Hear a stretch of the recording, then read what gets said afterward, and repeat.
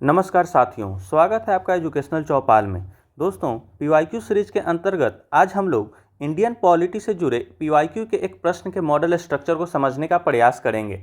हमारा आज का प्रश्न है, भारतीय संविधान की प्रस्तावना की प्रकृति एवं महत्व का मूल्यांकन कीजिए। Evaluate the nature and importance of the preamble of the Indian constitution. यह प्रश्न शॉर्ट आंसर टाइप क्वेश्चन का था, जो कि 8 मार्क्स का था। तो इसमें आपको 120 से लेकर 150 वर्ड्स में अपने आंसर को लिखने होते हैं। तो अब हम लोग प्रश्न के उत्तर की चर्चा करते हैं। तो इसमें सबसे पहले इंट्रो अर्थात भूमिका को देखते हैं। तो इसमें आप लोग लिख सकते हैं, the preamble of the constitution is that part of any constitution which present the philosophy of the constitution to us in a concise manner. The preamble of Indian constitution is related to its aim, objectives, ideals and its basic principles. संविधान की प्रस्तावना किसी भी संविधान का वह भाग है जो संविधान के दर्शन को सारगर्भित रूप से हमारे समक्ष प्रस्तुत करता है। भारतीय संविधान की प्रस्तावना का संबंध उसके उद्देश्यों, लक्ष्यों, आदर्शों तथा उसके आधारभूत सिद्धांत से है। तो इसे आप लोग इस प्रश्न के इंट्रो में लिख सकते हैं और आप लोग को कोशिश करना है कि इसे थोड़ा कॉन्साइज कर लें, क्योंकि जैसा कि मैंने बताया था कि शॉर्ट आंसर टाइप क्वेश्चन में आपको कोशिश करना है कि इंट्रो को 2 से 3 लाइन में ही लिखना है। अगर आप 3 से 4 लाइन का यूज कर रहे हैं तो इसके लिए टर्म्स एंड कंडीशन है कि या तो आप किसी कीवर्ड को डिफाइन कर रहे हैं तब आप 3 से 4 लाइन में लिखें, अगर उसका कीवर्ड का डिफिनेशन ही 3-4 लाइन है, या फिर कोई डाटा या फैक्ट्स का यूज कर रहे हैं तभी आप 3 से 4 लाइन का लिखें। नहीं तो in general short answer type question में आपको कोशिश करना है कि 2 से 3 लाइन में ही इंट्रो को लिखें।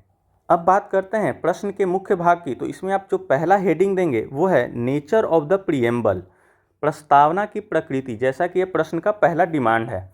तो इसमें जो प्रीएम्बल का नेचर है वो टोटल 5 है।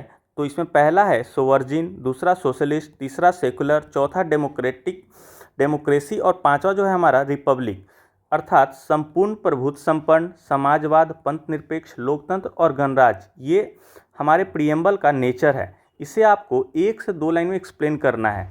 सिर्फ सारे सब हेडिंग को लिख के इस तरह से छोड़ नहीं देना है। आपको कोशिश करना है कि आप 1 से 2 लाइन में इसे एक्सप्लेन करें।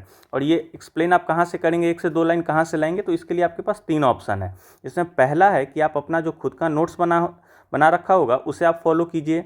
दूसरा है किसी कोचिंग के स्टैंडर्ड नोट्स को फॉलो कीजिए।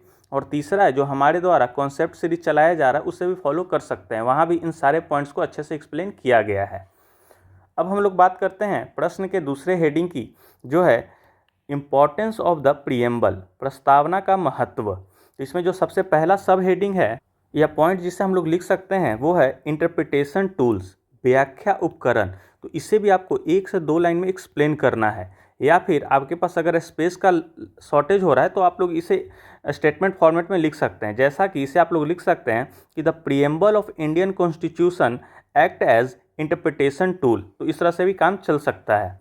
फिर है जो दूसरा महत्व है इसका, वो है गाइडिंग लाइट्स, मार्गदर्शक प्रकाश। तो जो हमारे नीति निर्मातक हैं उनके लिए ये गाइडिंग लाइट की तरह काम करता है। जो तीसरा महत्व है वो है फिर रिफ्लेक्ट्स नेशनल आइडियल्स, राष्ट्रीय आदर्शों को प्रतिबिंबित करता है। जैसा कि आपको पता होगा कि हमारे प्रीएम्बल में 3 तरह के जस्टिस का बात किया गया है, फिर इक्वलिटी की बात की गई है, फर्टिनिटी की बात की गई है। तो ये नेशनल आइडियल्स को शो करता है। फिर उसके बाद चौथा जो महत्व है वो है फाउंडेशन फॉर कॉन्स्टिट्यूशन, संविधान की नींव। मतलब जो हमारा प्रस्तावना है वो संविधान के नींव का भी काम करता है। और जो पांचवा है वो है क्लैरिफाई लेजिस्लेटिव इंटेंट, विधायिक मंशा को स्पष्ट करता है। मतलब कि हमारा प्रीएम्बल विधायी मंशा को भी स्पष्ट करता है। तो इन सबको आपको 1 से 2 लाइन में लिख देना है। उसके बाद आपको प्रश्न का कंक्लूजन लिखना है। मतलब 2 से 3 लाइन में आप प्रश्न को कंक्लूड कर सकते हैं, लिख के कंक्लूजन को। तो ये हो गया हमारा प्रश्न का मॉडल स्ट्रक्चर। अगर बात करें इसके प्रेजेंटेशन की, तो जैसा कि आपका ये 2 पेज का स्पेस रहेगा शॉर्ट आंसर टाइप क्वेश्चन के लिए, तो यहाँ पे फर्स्ट पेज पे यहाँ पे आपका क्वेश्चन लिखा होगा। तो यहाँ पे आप पहले 2 से 3 लाइन में इंट्रो लिखेंगे और उसके बाद जो पहला डिमांड है नेचर उसे आप फर्स्ट पेज में लिखेंगे, और जो दूसरा जो इसका डिमांड है इम्पॉर्टेंस उसे लिख के यहाँ पे लास्ट में कंक्लूजन लिख सकते हैं। तो इस तरह से आप इस प्रश्न को प्रेजेंट कर सकते हैं। तो फिर मैं आशा करता हूँ कि आपको ये जो मॉडल स्ट्रक्चर मैंने बताया है इस प्रश्न का वो समझ में आ गया होगा। तो मिलते हैं पीवाईक्यू सीरीज के नेक्स्ट वीडियो में। तब तक के लिए धन्यवाद। जय हिंद।